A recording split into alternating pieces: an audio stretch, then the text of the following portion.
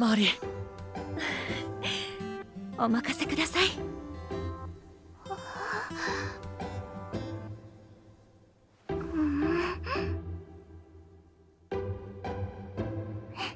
Di video kali ini, kita bakal membahas spoiler Rakudai Kenjan no Gakuin Musou untuk episode 7 berdasarkan cerita dari manganya. Jadi, buat kalian yang penasaran dengan kejadian yang kemungkinan akan muncul di episode 7 nanti, langsung aja kita masuk ke spoiler lengkapnya.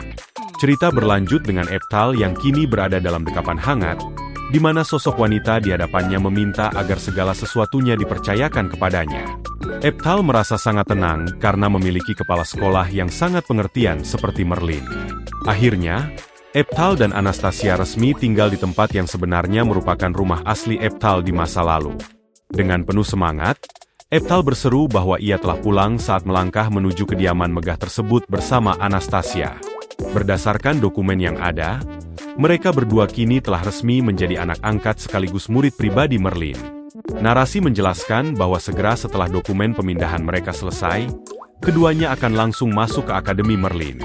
Setibanya di dalam ruangan, Eptal tampak sangat terkejut sekaligus antusias. Ia menyadari bahwa seluruh koleksi Grimoire yang tersimpan di sana adalah miliknya dari masa lalu. Dengan perasaan gembira yang meluap-luap, Eptal berlari menyusuri rak-rak buku yang menjulang tinggi dan mulai membuka salah satu kitab tersebut untuk memeriksa isinya. Eptal merasa sangat takjub karena buku-buku tersebut masih terawat dengan sangat baik meskipun waktu telah lama berlalu. Ia menyadari bahwa Merlin telah merapalkan sihir pengawet pada setiap buku secara teratur dan penuh kehati-hatian. Eptal merasa sangat bersyukur karena tumpukan buku ini menyimpan banyak sekali pengetahuan yang sudah mulai ia lupakan. Namun, di tengah kegembiraannya, ia tiba-tiba teringat akan sesuatu yang lain. Eptal menyadari bahwa sekarang ia sudah bisa menggunakan pedang tertentu yang sangat ingin ia gunakan kembali. Ia merasa sangat yakin bahwa pedang tersebut tersimpan di dalam ruang harta. Begitu Eptal dan Anastasia sampai di depan gerbang ruang harta, mereka dikejutkan oleh kemunculan sosok jin raksasa yang keluar dari sebuah lampu ajaib. Jin tersebut langsung menghadang jalan mereka dan bertanya apakah mereka berdua adalah pencuri. Dengan nada mengancam, sang penjaga memerintahkan mereka untuk segera kembali sebelum mereka terluka. Eptal segera menyadari bahwa makhluk besar itu adalah familiar milik Merlin yang memang sengaja diperintahkan untuk menjaga tempat tersebut. Tanpa merasa gentar sedikitpun, Eptal meminta jin tersebut untuk menyingkir dari jalannya. Ia menjelaskan tujuannya datang ke sana adalah untuk mengambil pedang miliknya yang bernama Lightning Splitter. Mendengar pengakuan itu, sang jin merasa sangat marah dan menganggap Eptal sebagai bocah pencuri yang sombong karena berani mengaku sebagai pemilik pedang legendaris. Jin tersebut kemudian memaparkan bahwa Lightning Splitter adalah pedang legendaris yang dahulu dibawa oleh Eptal Sama, salah satu dari 4 kaisar dari Istana Raja Iblis.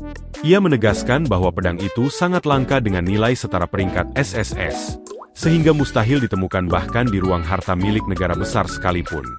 Sang jin terus memberikan penjelasan mengenai kehebatan pedang itu, yang merupakan senjata utama milik pasukan Raja Iblis nomor 2, Sang Iblis Generalissimo.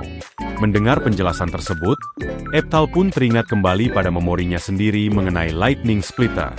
Ia mengenang momen di mana ia sempat merasa panik, karena pedang tersebut memiliki kemampuan untuk membelah sihir level 10 miliknya. Meskipun Eptal tampak bernostalgia, sang jin tetap tidak percaya dan menganggap mereka hanyalah murid dari sekolah sihir Merlin yang datang karena rasa penasaran. Ia pun memerintahkan Eptal dan Anastasia untuk segera pergi dari hadapannya jika mereka masih menyadari apa yang terbaik bagi keselamatan mereka. Sang jin menegaskan kembali bahwa seluruh harta karun yang berada di tempat tersebut adalah terlarang bagi siapapun, kecuali bagi Merlin dan sosok kaisar legendaris, Eptal sendiri. Mendengar hal itu, Eptal mencoba menjelaskan bahwa itulah alasan mengapa dirinya berada di sana. Namun ucapannya langsung dipotong dengan kasar. Sang jin membentak Eptal dan menyuruhnya diam, sambil menghina Eptal sebagai bocah bodoh dari sekolah sihir Merlin. Dengan nada mengancam, makhluk besar itu memerintahkan mereka untuk segera pergi dari sana, atau ia harus bertindak lebih keras lagi. Eptal hanya menanggapi ancaman tersebut dengan tenang. Tepat sebelum sang jin melancarkan serangan fisik yang sangat kuat ke arah mereka. Sambil meluapkan amarahnya, sang jin berteriak bahwa kesabarannya telah habis menghadapi bocah seperti Eptal. Ia merasa sudah cukup baik hati karena menganggap Eptal sebagai murid kesayangan Merlin yang ia sebut sebagai nenek tua sialan. Namun kini ia tidak akan menahan diri lagi. Sambil terus mengeluh, Sang Jin mengungkapkan rasa frustrasinya karena tugas menjaga tempat ini tidak pernah berakhir akibat perintah Merlin. Ia kemudian bertanya kepada Eptal, apakah pemuda itu menyadari sesuatu mengenai sosok yang ia kagumi tersebut. Sang Jin mulai menceritakan rumor yang ia dengar bahwa Master Eptal yang asli sebenarnya kurang kompeten dan memiliki kecocokan sihir yang sangat rendah. Hal itulah yang membuat Merlin merasa curiga sejak awal. Dengan nada meremehkan, ia tertawa dan menuduh bahwa Master Eptal pasti melakukan kecurangan demi mempertahankan posisinya sebagai salah satu dari 4 kaisar. Karena menurutnya sang kaisar tidak benar-benar kuat. Eptal yang mendengar penghinaan terhadap dirinya di masa lalu hanya terdiam sejenak sebelum akhirnya bertanya dengan tegas mengenai keberadaan pedang Lightning Splitter. Pertanyaan itu membuat Sang Jin terheran karena Eptal seolah tidak memedulikan ejekannya. Dengan tatapan yang sangat tajam, Eptal sekali lagi menuntut jawaban mengenai di mana letak pedang Lightning Splitter miliknya berada. Melihat kegigihan pemuda di depannya, Sang Jin merasa hal ini mulai menjadi menarik dan tertawa meremehkan. Ia akhirnya setuju untuk memberitahu lokasinya, karena menganggap Eptal sangat ingin tahu. Sang Jin kemudian menunjuk ke arah sudut ruangan yang dipenuhi tumpukan harta karun, di mana sebuah pedang terlihat berdiri tegak di tengah-tengah area tersebut. Sambil tertawa mengejek, Sang Jin baru teringat untuk memperingatkan bahwa ada sihir suci yang telah dirapalkan pada seluruh harta di sana, sehingga pencuri atau penyihir biasa tidak akan pernah bisa menyentuhnya. Meskipun Anastasia merasa khawatir dan memanggilnya, Eptal tetap melangkah maju mendekati pedang itu. Sang Jin terus memprovokasi dengan mengatakan bahwa usaha Eptal akan percuma, karena tidak ada yang bisa menyentuh pedang tersebut kecuali orang itu memiliki level kekuatan yang setara dengan Merlin. Namun, Sang Jin langsung terkejut saat melihat Eptal dengan berani mengulurkan tangan dan langsung memegang gagang pedang tersebut tanpa ragu. Begitu tangan Eptal menyentuh pedang tersebut, ia langsung merapalkan sihir tingkat tinggi, yaitu level 8 Perfect Dispel. Seketika itu juga, sebuah ledakan energi sihir yang sangat dahsyat terpancar dari titik tersebut, menciptakan gelombang cahaya yang menyilaukan ke seluruh ruangan. Kekuatan dispul yang sempurna ini membuat Sang Jin terpental mundur, karena terkejut dengan tekanan sihir yang begitu besar. Di saat yang sama, Anastasia hanya bisa berlindung sambil menyaksikan kekuatan luar biasa yang dilepaskan oleh Eptal untuk menetralisir segel pelindung pada pedang legendarisnya. Kejadian luar biasa ini membuat Sang Jin benar-benar tertegun dan tidak percaya dengan apa yang baru saja disaksikannya. Ia bergumam bahwa hal ini mustahil karena Eptal telah berhasil melenyapkan seluruh sihir pelindung yang menyelimuti pedang tersebut. Sementara itu, Eptal yang kini memegang pedang legendaris itu dengan santai merasakan sensasi yang sangat nyaman, seolah senjata tersebut memang ditakdirkan untuknya. Pedang itu sendiri tampak memberikan respons yang ceria seakan menyambut kembali tuannya yang lama. Suasana yang tegang mendadak berubah saat Merlin muncul di lokasi tersebut dengan aura yang sangat mengintimidasi. Merlin terlihat sangat marah dan langsung membentak Sang Jin, menanyakan siapa yang tadi berani memanggilnya dengan sebutan nenek tua. Ia menegaskan bahwa dirinya bisa mendengar semua hinaan itu bahkan dari luar ruangan. Melihat kehadiran sosok penyihir agung tersebut, Sang Jin langsung berteriak histeris ketakutan dan menyebut nama Merlin dengan gemetar. Di sisi lain, Anastasia dan Eptal menyadari kedatangan Merlin yang tiba-tiba ini. Merlin kemudian menghampiri Eptal dan menyadari bahwa sang pahlawan memang berada di tempat penyimpanan harta tersebut. Eptal menjawab dengan tenang bahwa ia memang ingat pedang ini berada di sini, karena tempat ini dulunya adalah bekas rumahnya. Mendengar hal itu, Merlin hanya bisa memaklumi, sementara Anastasia merasa terkejut dan bertanya apakah Eptal juga mempelajari keahlian dalam berpedang, yang kemudian diiyakan oleh Eptal. Di saat yang sama, Sang Jin mulai menyadari sesuatu yang mengerikan dalam pikirannya. Ia menyadari bahwa Eptal mampu merapalkan sihir level 8 Perfect Dispel, tanpa mantera dan selalu berbicara seolah-olah dia adalah sosok pahlawan legendaris yang asli. Kesadaran ini membuatnya gemetar hebat, karena telah meremehkan sosok yang sangat kuat. Ketakutan Sang Jin mencapai puncaknya saat ia melihat tatapan mata Eptal yang begitu tajam dan berwibawa. Ia berteriak ketakutan karena tidak menyangka bahwa pemuda di hadapannya adalah sosok Eptal yang asli. Tanpa membuang waktu, Sang Jin langsung bersujud di lantai atau melakukan dogeza sambil menangis terseduh-seduh. Ia memohon ampun berkali-kali atas segala ketidaksopanannya dan meminta maaf dengan sangat tulus, karena telah berani bersikap kurang ajar kepada sang pahlawan legendaris. Eptal dengan bijaksana menanggapi permintaan maaf tersebut, dan mengatakan bahwa itu bukan masalah besar. Ia kemudian memberitahu Sang Jin bahwa mulai sekarang, dirinya dan Anastasia akan tinggal di tempat ini, sehingga ia memerintahkan Sang Jin untuk mengingat wajah mereka dengan baik. Anastasia yang mencoba mencairkan suasana dengan ramah berharap agar mereka semua bisa menjadi akrab.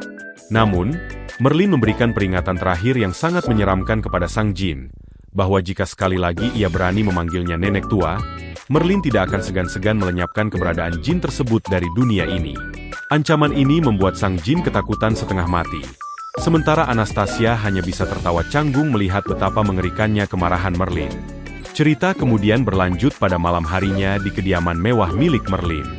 Saat Eptal sedang berada di dalam ruangannya yang dipenuhi buku, terdengar suara ketukan pintu dari luar. Eptal pun mempersilakan masuk, dan ternyata yang datang adalah Merlin. Merlin bertanya apakah Eptal memiliki waktu luang untuk berbicara, yang kemudian ditanggapi dengan pertanyaan oleh Eptal mengenai keperluan Merlin menemuinya. Dengan ekspresi yang tampak serius, Merlin mengungkapkan bahwa saat ini ada sedikit masalah yang perlu mereka bicarakan bersama. Eptal mengawali pembicaraan dengan bertanya kepada Merlin mengenai alasan suasana tiba-tiba berubah menjadi sangat formal, dan apa sebenarnya yang ingin ia sampaikan. Merlin kemudian menjelaskan bahwa sebelumnya ia telah mandi bersama Anastasia di pemandian. Dengan wajah serius, Merlin mengungkapkan tujuannya melakukan hal tersebut adalah untuk memeriksa apakah tubuh Anastasia layak atau tidak untuk memberikan pelayanan malam kepada Eptal. Mendengar pernyataan yang sangat blak-blakan dan tidak terduga itu, Eptal sontak terkejut hingga menyemburkan minuman yang sedang ia nikmati. Dengan ekspresi sangat terkejut, Eptal memprotes mengapa Merlin tiba-tiba membicarakan hal yang tidak masuk akal seperti itu. Ia menegaskan dengan keras bahwa dirinya dan Anastasia sama sekali tidak memiliki hubungan yang mengarah ke sana. Namun, Merlin tetap pada pendiriannya dan berpendapat bahwa pria kelas atas seharusnya berhubungan dengan wanita kelas atas juga. Merlin merasa bahwa sebagai murid dari sosok sehebat Eptal, ia memiliki tanggung jawab untuk memeriksa setiap sudut dan celah tubuh Anastasia dari ujung rambut hingga ujung kaki demi memastikan apakah gadis itu bisa memuaskan Eptal atau tidak. Eptal kembali menegaskan dengan wajah memerah bahwa semua yang dipikirkan Merlin adalah sebuah kesalahan besar. Melihat reaksi Eptal, Merlin akhirnya menundukkan kepala dan meminta maaf atas kelancangannya. Namun, ia segera meminta Eptal untuk mengesampingkan masalah tersebut sejenak, karena ada hal lain yang jauh lebih krusial. Merlin menceritakan bahwa saat mereka sedang mandi bersama tadi, ia menyadari sesuatu yang sangat penting pada diri Anastasia. Merlin kemudian memperlihatkan penemuan mengejutkan berupa sebuah tanda yang terukir di bagian tubuh Anastasia. Ia menjelaskan bahwa tanda tersebut adalah tanda Buddha khusus, sebuah simbol yang memiliki arti sangat serius. Dengan penuh keraguan, Merlin bertanya apakah Eptal akan tetap bersikeras untuk tetap bersama Anastasia meskipun ia sudah mengetahui keberadaan tanda Buddha berbahaya tersebut. Tanpa keraguan sedikitpun, Eptal menjawab dengan tenang bahwa ia memang sudah mengetahui hal itu dan tetap pada keputusannya. Jawaban Eptal membuat Merlin terkejut, dan ia memperingatkan bahwa membawa seseorang dengan tanda seperti itu sama saja dengan membawa sebuah bom yang bisa meledak kapan saja. Merlin meyakini bahwa Eptal seharusnya sudah menyadari risiko besar yang mengintai mereka. Namun, peringatan Merlin yang terus-menerus ini justru membuat Eptal merasa kesal. Dengan nada bicara yang mulai meninggi, Eptal menyatakan bahwa campur tangan Merlin dalam masalah ini sudah mulai mengganggunya. Eptal dengan tegas menyatakan bahwa tetap bersama Anastasia adalah keputusan mutlak yang ia ambil sendiri dan tidak bisa diganggu-gugat. Mendengar ketegasan tersebut, Merlin menyadari bahwa sosok yang sedang berbicara di depannya saat ini bukanlah Eptal yang biasanya, melainkan keputusan dari Eptal sebagai tuannya. Merlin pun segera menundukkan kepalanya dalam-dalam dan memohon maaf dengan tulus atas segala perkataannya. Ia akhirnya menerima keputusan tersebut dan menyadari bahwa otoritas Eptal dalam masalah ini bersifat absolut. Eptal menegaskan kembali bahwa ia sepenuhnya menyadari apa yang ia lakukan dan segala konsekuensi yang menyertainya. Setelah pembicaraan tersebut berakhir, Proses administrasi pun berjalan dengan cepat, hingga akhirnya seluruh dokumen pemindahan mereka ke Akademi Altena dinyatakan selesai. Kini, Eptal dan Anastasia telah bersiap memulai babak baru dalam hidup mereka. Keduanya terlihat sudah mengenakan seragam resmi akademi. Dengan Eptal yang tampak merapikan pakaiannya, menunjukkan kesiapan untuk melangkah ke lingkungan yang baru. Hari pertama di akademi pun tiba. Berdiri megah di hadapan mereka adalah Akademi Penyihir Altena, sebuah bangunan arsitektur klasik yang luas dan menjadi pusat pendidikan sihir terkemuka. Suasana di area sekolah sangat ramai oleh para siswa yang berjalan menuju gedung utama. Eptal dan Anastasia melangkah masuk ke area akademi, membaur di antara kerumunan murid lainnya yang akan memulai kegiatan belajar mengajar pada hari itu. Kehadiran mereka berdua segera memicu reaksi dari para murid lainnya. Beberapa siswa tampak terkejut dan mulai berbisik-bisik saat melihat sosok Eptal. Mereka merasa heran dan bertanya-tanya mengapa ada seorang manusia yang bisa masuk ke akademi tersebut, mengingat manusia dianggap sebagai spesies yang lemah. Beberapa di antaranya bahkan mempertanyakan apakah gadis yang berada di belakang Eptal adalah seorang iblis. Anastasia yang merasa tertekan dengan tatapan dan pembicaraan orang-orang di sekitarnya pun memanggil tuannya dengan nada cemas. Namun, Eptal tetap tenang dan menyatakan bahwa ia sangat memahami situasi yang sedang terjadi saat ini. Eptal menjelaskan dalam benaknya bahwa tempat ini dulunya memang merupakan akademi penyihir bagi manusia. Namun, setelah berakhirnya perang besar yang berujung pada penaklukan wilayah oleh Raja Iblis, tempat ini jatuh ke tangan kaum iblis dan berubah menjadi akademi khusus bagi mereka. Hal inilah yang membuat keberadaan manusia menjadi sangat asing bagi para murid di sana. Karena sejak lahir mereka hanya mengetahui bahwa penghuni wilayah tersebut hanyalah kaum iblis. Sambil terus berjalan menyusuri koridor, Eptal yakin bahwa Merlin pasti sudah memberikan informasi mengenai kedatangan mereka. Tak lama kemudian, mereka tiba di depan sebuah pintu besar yang merupakan ruang kelas baru mereka. Saat pintu kelas dibuka, pandangan seluruh siswa di dalam ruangan langsung tertuju kepada Eptal dan Anastasia. Ruangan tersebut dipenuhi oleh murid-murid dari berbagai ras iblis dengan penampilan yang beragam dan aura yang cukup mengintimidasi. Eptal dan Anastasia berdiri di ambang pintu, menjadi pusat perhatian utama bagi para penghuni kelas yang tampak tidak terbiasa dengan kehadiran orang asing, terutama seorang manusia. Suasana kelas seketika menjadi riuh dengan nada ketidaksukaan. Seorang siswi dengan lantang mempertanyakan alasan mengapa murid pindahan mereka adalah seorang manusia, sambil menghina bahwa manusia biasanya tidak pandai dalam menggunakan sihir. Tak berhenti di situ, seorang siswa lain dengan ekspresi merendahkan berkomentar bahwa aroma manusia sangat busuk dan menganggap berada di akademi ini adalah sebuah kemewahan yang tidak pantas bagi kaum manusia. Mendengar semua hinaan yang sudah sangat familiar baginya tersebut, Eptal hanya bisa menghela napas panjang. Ia menyadari bahwa kehidupan akademinya di tempat ini akan kembali dipenuhi dengan berbagai masalah dan rintangan. Memasuki babak baru dalam perjalanannya, hari ini merupakan momen perdana bagi Eptal dan Anastasia untuk menginjakan kaki di sekolah. Berkat otoritas yang dimiliki oleh Merlin, proses pendaftaran mereka di Akademi Sihir Altena dapat berjalan dengan sangat lancar tanpa hambatan administratif yang berarti. Namun, kehadiran mereka segera disambut dengan skeptisisme tajam dari para murid iblis lainnya. Beberapa di antara mereka mulai berbisik merendahkan, menyatakan bahwa manusia pada dasarnya tidak memiliki bakat dalam menggunakan sihir. Prasangka tersebut semakin diperparah dengan komentar yang menganggap bahwa fasilitas akademi ini terlalu mewah untuk dinikmati oleh seorang manusia. Bahkan ada yang dengan terang-terangan menghina dengan menyebut bahwa aroma tubuh manusia terasa sangat busuk bagi penciuman mereka. Menghadapi situasi yang tidak bersahabat tersebut, Eptal tetap bersikap tenang dan mengajak Anastasia untuk segera mencari tempat duduk. Di sekeliling mereka, suasana kelas masih dipenuhi dengan kasakusuk ketidakpercayaan dari para murid yang merasa mustahil melihat manusia berada di lingkungan mereka. Beberapa murid menyarankan untuk mengabaikan gadis iblis yang datang bersama Eptal, sementara yang lain masih terus mempertanyakan alasan logis di balik pemindahan manusia ke akademi elit tersebut. Di tengah keriuhan itu, Eptal menyadari ada sesuatu yang aneh pada sikap Anastasia. Ia melihat Anastasia tampak terpaku dan menunjukkan ekspresi terkejut yang luar biasa saat menatap ke arah bangku penonton di kelas tersebut. Sehingga Eptal pun refleks menanyakan keadaannya. Ternyata, pandangan Anastasia tertuju pada seorang siswa iblis pria berambut panjang yang memiliki aura sangat intimidatif dan tatapan yang tajam. Kehadiran sosok tersebut tampaknya memberikan tekanan mental yang besar bagi Anastasia, hingga ia terlihat berkeringat dingin. Menyadari kekhawatiran tuannya, Anastasia segera berusaha menutupi kegugupannya dengan bersikap panik.